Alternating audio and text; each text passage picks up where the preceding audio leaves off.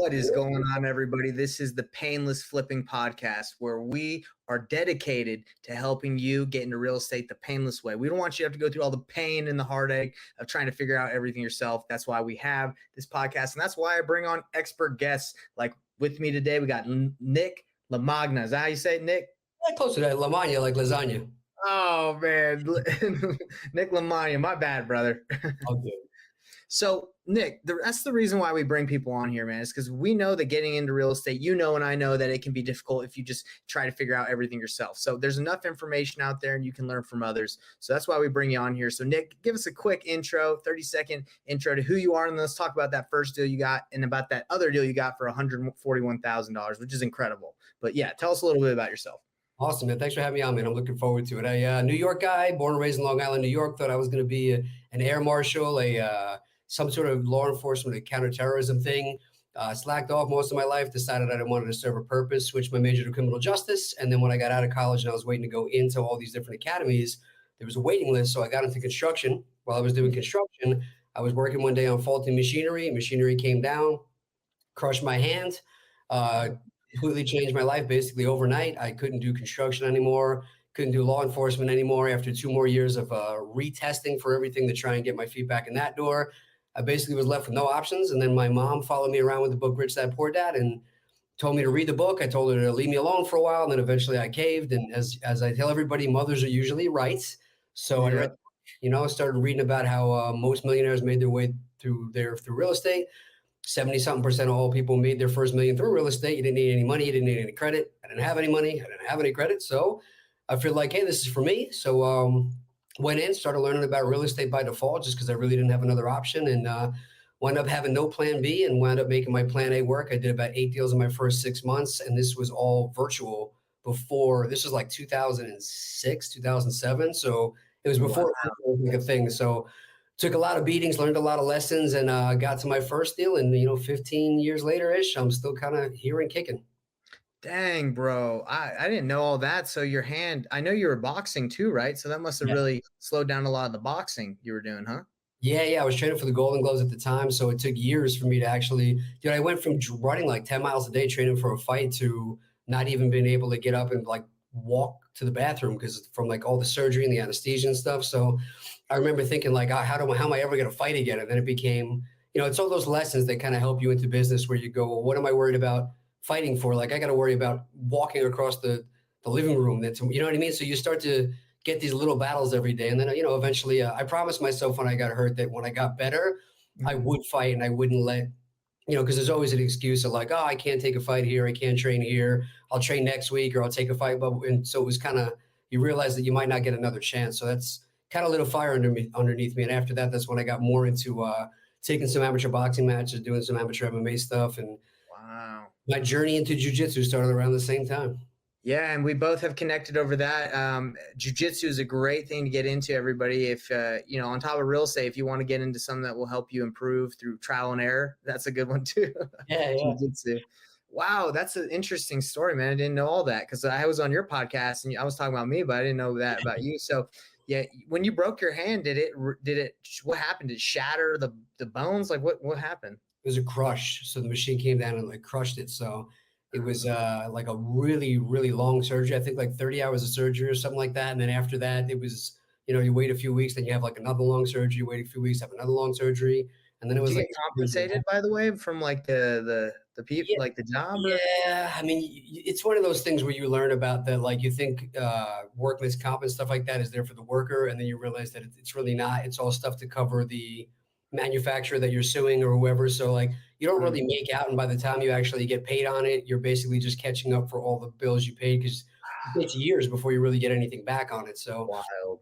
It was, again, another interesting life lesson that you can't rely on anybody else, right?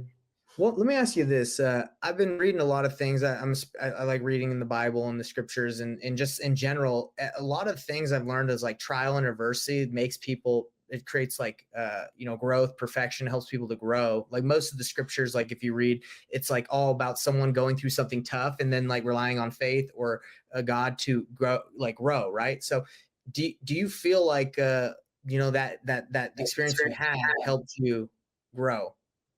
100%, 100%. You know, I tell everybody, it's funny, I haven't asked that in a long time, but you know, thinking about it, it's brings up all these things I remember where I tell people I didn't really like the person that I was around that time. Like if you Mm, look back and you look at where your priorities were, or you know, you think the world revolves around you. Obviously, like that comes with being younger and stuff like that too. But I started appreciating so many more things when you get everything taken away from you. And I wow. started, you know, the good and the bad was when I was home, I had all these people that would come and basically either just to come hang out, or guys that were running away, they didn't want to go home and hang out with their wives or whatever it might be. Like they would Right. kind of come and hang out with me. They'd show up with beers and I would just listen to all these people talk. And I Mhm. almost felt like a therapist. I didn't say a word back. I just sat there and listened.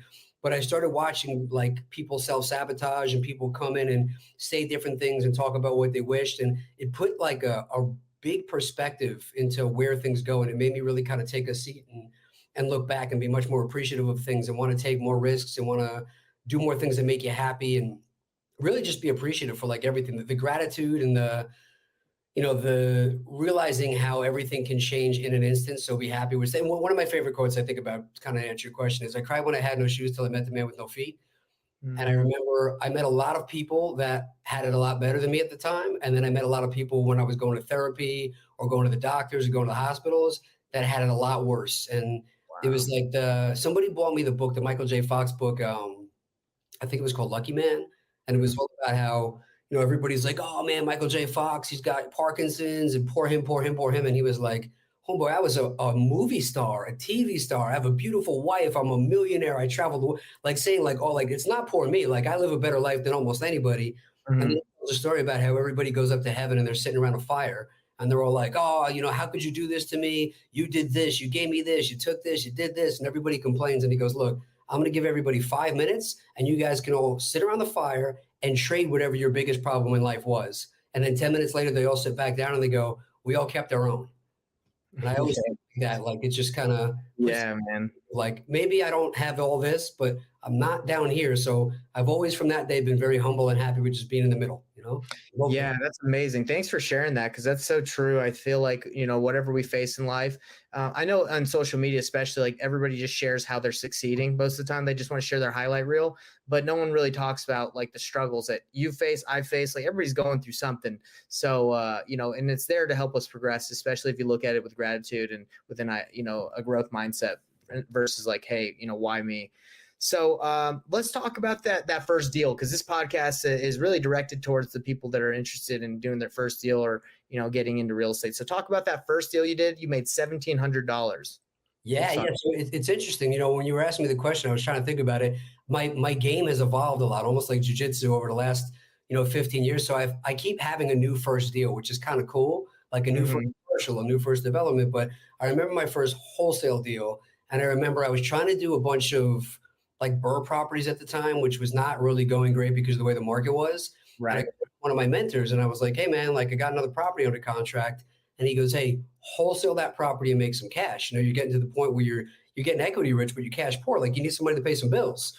And so I was like, no, no, no, because back to my accident, my thought process was everything is going to get taken away from me again overnight because that's what happened to me. So I had this whole thing of like the biggest scarcity mentality ever. So I Mm, thought every deal was the last deal I'll ever get. Like literally every deal, I was like, I have to buy this property because this is the last deal I'll ever get accepted. And then you realize that it's just kind of another day at the office. But I was like, dude, I have to keep this. What if this is the last deal I ever get? And he was like, I want you to wholesale the deal. And if you don't, that means you're not taking my advice. And if you're not going to listen to my advice, I'm not going to take your calls anymore, which is crazy. So I was like, look, I'm going to do it. And I literally agreed to wholesale my first deal out of spite to teach my mentor that he was wrong and it didn't work, which when you think about the fact that like you pay these people so much money and then my mm. satisfaction would have been like, I'm going to show him that he doesn't actually know what he's doing, which in turn would have made me look like the biggest jackass ever. Either way, but it's just funny the way we do stuff. Right. No, it's true. So I was like, okay, cool. So, I did all the things that I was taught, which is kind of another lesson that I learned along the way is when you try and vary the system that you're taught when you're a beginner, that's when you get in trouble because that recipe is there for a reason. So you got to follow Right. those steps. So with that one, I did because I really wanted to say, like, I did it the exact way you told me and it didn't work. So I got the property under contract.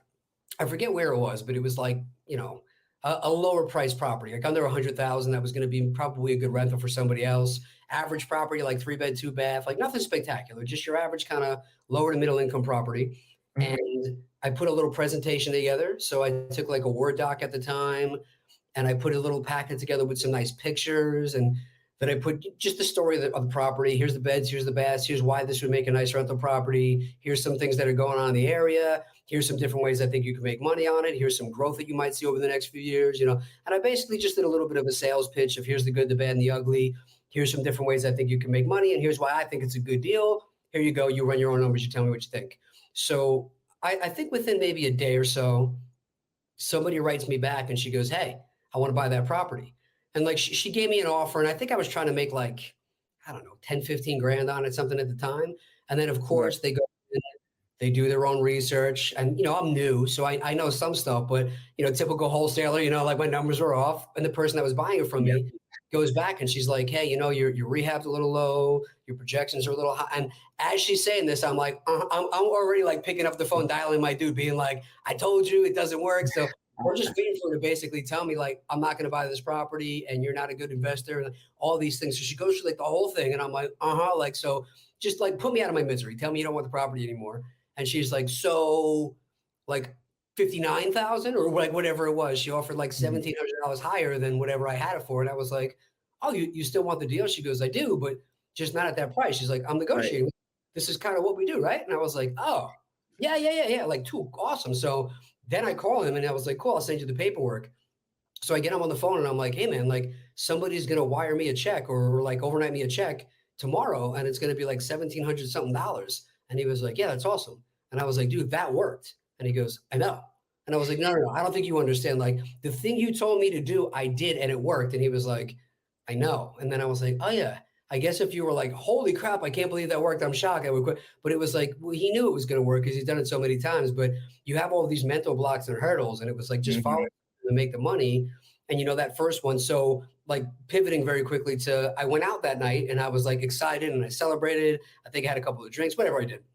And I come home the next day and there's another guy that leaves me an email and he's like, "Hey, I want that deal and I'm willing to pay almost asking price for it." And I'm Oh. like, "Damn, the deal's gone. What do I do?" So I call him back up and I'm like, "Am I in trouble now?" Like I didn't put like on the website that it was sold or anything like that. I kind of just left it there. Is it false advertising? Like, am I going to get sued? I had no idea. I thought I was in trouble. And he goes, "Well, find out exactly what the guy wants." So I call him up and I'm like, "Hey man, like that deal's gone, but like, what do you want?" He goes, "Same deal, same area, same price point, same numbers. Like, if you could basically find me like a repeat of that deal, I'll buy it for that price." And I was like, "Oh." I go, "Okay, well, do me a favor. Give me like a week or two and I'll go find you basically the same deal, but give me a couple of days." And he was like, "No problem." And he wasn't mad. He actually was, it was almost like his buyer's remorse of like, "Man, I wish I should have called you an hour earlier. I would have had the deal." So it almost wound up like once people decide that they're going to spend that money and it's burning a hole in their pocket, they want to spend it now. And I was like, "Oh, okay, let me act on this quick." Yeah. So I go out and I think I had offers out for, let's say, 105,000 on like 20, 30, 40, 50 different similar properties in the area. And I called up all my realtors that I put offers with and I go, "Hey, bump all my numbers up to 115. I got this guy that wants to pay 125." And basically I put a whole bunch of offers out. I raised my number and I got an offer accepted for 115. And I turned around knowing this guy wanted the same deal for 125. And from that same first deal, I wholesaled another deal to another guy from that same first ad and made 10 grand on it like a couple of days later.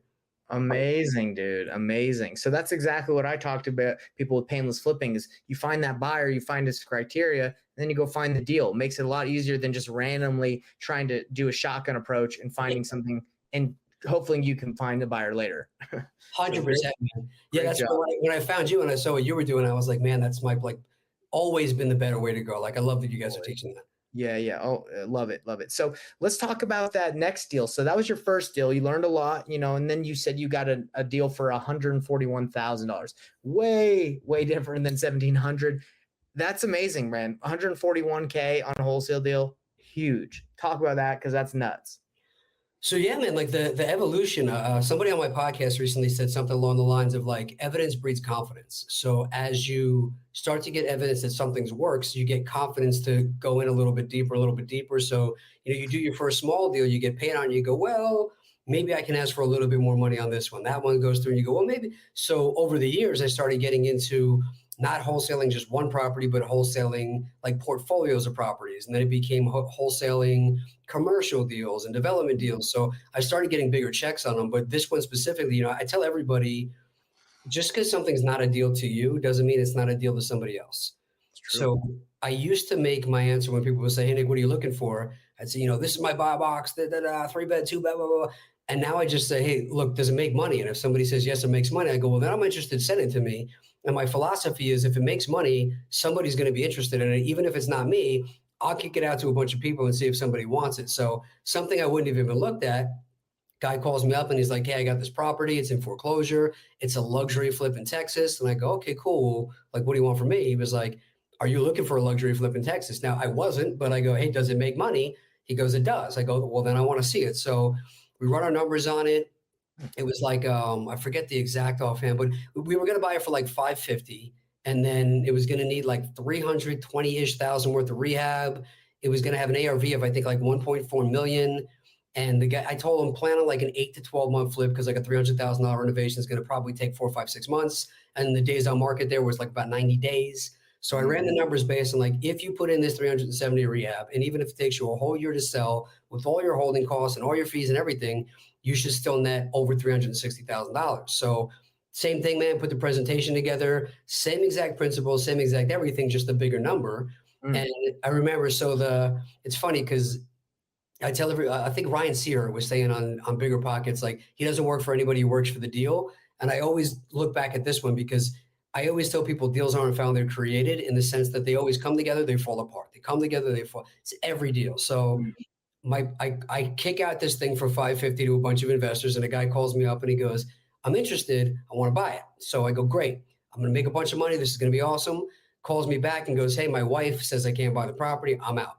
And I went to the whole like, oh my God, of course, like, I'll never do another real estate deal again. And I was excited. And then you get all down. And then he calls back and the seller goes, well, what if we drop the price 50 grand? So I reconnect with the guy, go, hey, what if we drop the price 50 grand? Now the wife's back in. I'm like, this is so great, I'm going to make a bunch of money.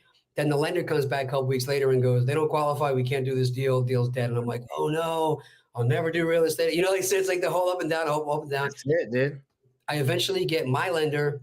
She comes in, she does the deal. My buddy, who was kind of like working with the buyer, worked his side. So we put everything together. It almost felt like a photo finish up until like the minute it closed. But at the end of the day, we had it under contract for 500,000, and we wholesaled that contract to somebody else for 650.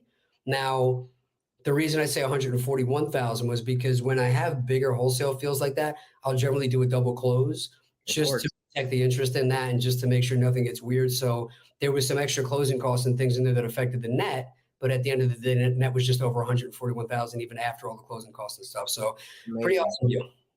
Amazing. Yeah. So let me ask you this. This is something that I actually need for myself. So I try to stay focused. I get a lot of people that send me deals all over the United States, and I know how to find deals for buyers for deals all over the country, but it does take time to like look at new areas and all this stuff. So how do you handle people just send you deals in other areas where it is an opportunity, you can make money, but you have to say no to them just because, like, man, I probably can make money off of this, but it probably isn't worth my time, because I face that. So I'm curious, how do you deal with that?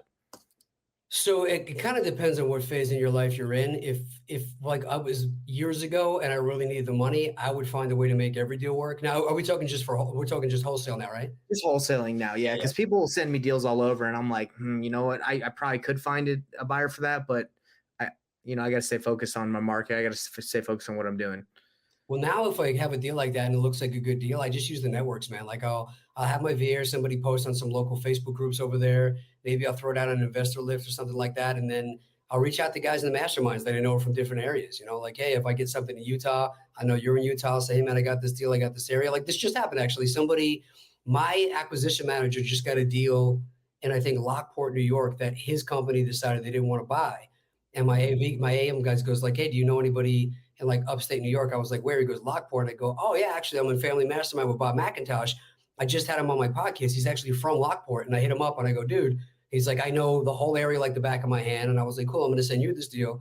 If you have a buyer there, let's JV. You bring the buyer, I bought the deal, we'll do it 50-50. I was going to do nothing with it anyway. Let's make 50% and 50%. Like, that's generally the way I'll go now on a deal. Unless it's like a commercial deal, If it's a commercial deal, I'll get a lot more involved. If there's a lot more money involved, I'll get a lot more Yeah. involved. If it's just a deal that looks like I can take it or leave it, I'll send it out to somebody I know that's already kicking ass over there and let them kind of take and go find the buyer. Good idea. So yeah, so you leverage, so you don't personally like, let me use my team. You're like, let me leverage my networks to see.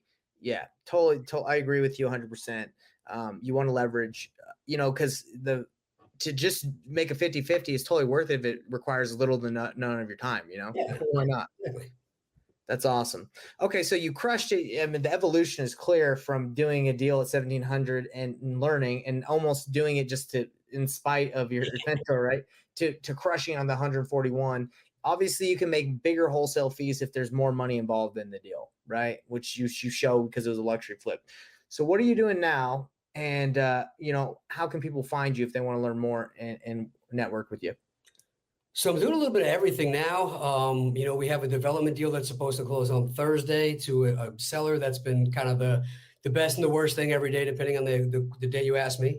So Yeah. that took a lot of time. That was cool. But during then, what I've been doing is the commercial stuff. My business partner was like, "Hey, stop buying more stuff," because we had like 20 flips at one time going on, like kind of all over the country. And then I had 106 units I was renovating on two of our apartment buildings. And when you start to drop the ball a little bit, that hurts a lot more because the numbers, like the scale is just so much bigger. Of So course. I tell everybody, like, if you're looking at a 66 unit apartment building, think of it like you bought 66 houses on that day.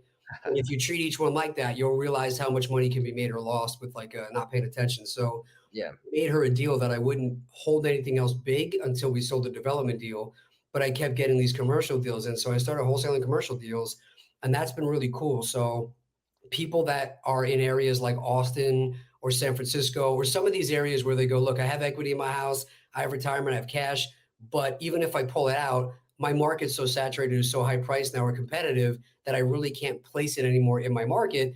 Can you help me find like a small to a mid-sized multifamily property or mobile home park and help me find like a deal to put that money in? So that's a little bit of what I've been doing for people versus then sometimes they just go, hey, I just want to give you the money and I'll throw it into a deal. And we're just basically trying to scale up now and build as many creative finance deals, man. Any creative finance deals like in like the Illinois area or Florida areas that we can get into. I'm looking for a ton of those. Any stuff on Long Island, I'm looking for a ton of those. So basically, we're just trying to nail down our process and double down on getting off market properties in Q4 because I think there's a really big opportunity right now.